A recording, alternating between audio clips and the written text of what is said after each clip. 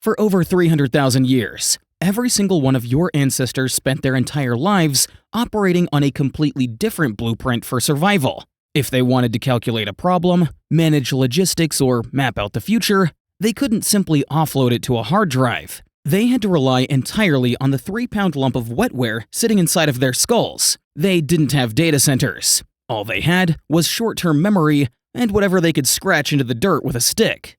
So how exactly did we transition from sharpening rocks to inventing an artificial brain? Well, the answer changes everything we think we know about human cleverness, engineering, and what it actually means to build an intellect from scratch. We're going to start with this guy, named Bartholomew, because Bartholomew is the whole reason the modern world exists. For the vast majority of documented history, computer wasn't a piece of hardware you bought at a store or unboxed on camera. It was actually a job title. If you were a king who needed to calculate artillery trajectories, or an astronomer trying to map out the movements of the stars, you didn't download an app. Instead, you went out and hired a room full of very stressed, deeply exhausted dudes named Bartholomew to do long division by hand all day, every single day. Now, the problem is that human beings are absolutely terrible at spreadsheets. We get tired, our eyes blur, our minds wander to what we want for dinner, and then suddenly we forget to carry a zero.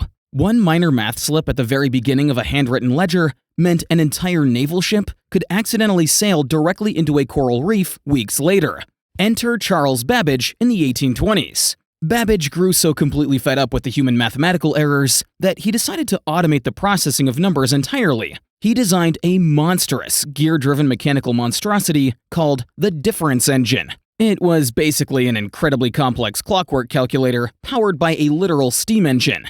But Babbage ran out of cash before he could actually finish a full-scale working prototype, mostly because the British government got tired of funding his heavy metal hobby. However, his brilliant colleague Ada Lovelace looked at the blueprints and saw a profound truth hidden in the brass wheels. She realized that if you could feed this machine a sequence of coded instructions using punched cards, it could process things far beyond basic arithmetic. It could manipulate symbols, generate music, create art, or follow logical arguments. What she had essentially done was mapped out the fundamental concept of modern computer software for a piece of hardware that didn't even exist yet. It was absolute genius, centuries ahead of its time. Now, to move past the clunky, grinding brass gears, humanity needed to harness something much faster than physical movement: raw electricity.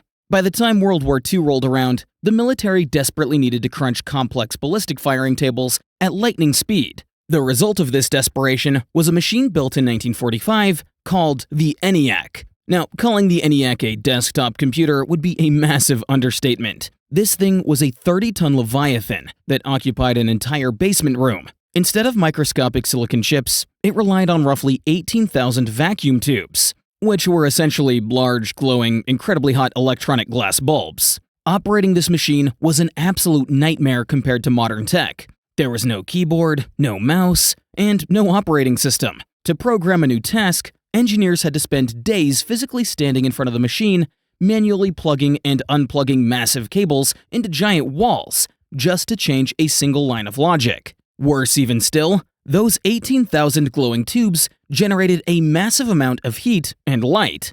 And one odd side effect of this was that bugs absolutely loved the heat and light. Moths and beetles attracted to the light would frequently fly straight into the machine's exposed wiring, get fried instantly, and cause the entire multi-million-dollar system to short-circuit. Technicians physically had to go inside the machine with tweezers to scrape out charred insects out of the electronic relays just to get it running again. This is the literal and historical reason why we still call software errors bugs to this day. It wasn't a clever metaphor, it was literal pest control. Now, the real world-altering magic trick happened in 1947 with the birth of the transistor. You can think of a transistor as the world's smallest, simplest light switch. It either lets an electrical current pass through, which represents a 1, or it blocks it completely, which represents a 0. And that's pretty much all there is to it.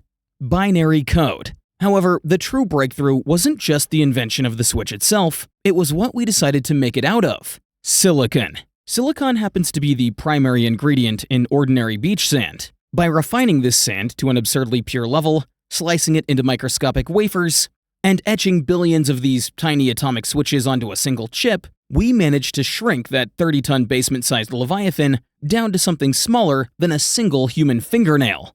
By the 1970s and 80s, these microchips became cheap enough to leave military research labs and enter the consumer market. Suddenly, everyday regular people had the processing power of an industrial military calculator sitting right on their wooden desks. We had taken the most abundant, mundane, and useless material on the planet's crust, struck it with high-voltage electricity, and somehow taught it how to think. And this brings us right back to the present day. The smartphone that you're using right now to scroll through social media or just watch some videos has millions of times more raw processing power than the entire guidance system NASA used to land Apollo 11 on the moon in 1969. Yeah, think about that contrast for a second. We took 300,000 years of biological evolution, built a piece of technology capable of deciphering the secrets of the cosmos and calculating the trajectory of spacecraft, and then we immediately used it to absolutely destroy our own attention spans at 2 o'clock in the morning. The screen glowing in your face right now is emitting a specific wavelength of artificial blue light. That light tricks your prehistoric caveman biology into believing that the sun never actually went down, suppressing your melatonin and wrecking your sleep rhythm. We built an artificial brain out of the Earth itself, and now that very creation is slowly rewiring the way our own biological minds function. We traded a life ruled by the natural cycles of the planets, the stars, and the sun for a life completely dictated by silicon wafers, binary code, and push notifications. But perhaps the wildest part about this entire story is that we did it entirely to ourselves, one light switch at a time.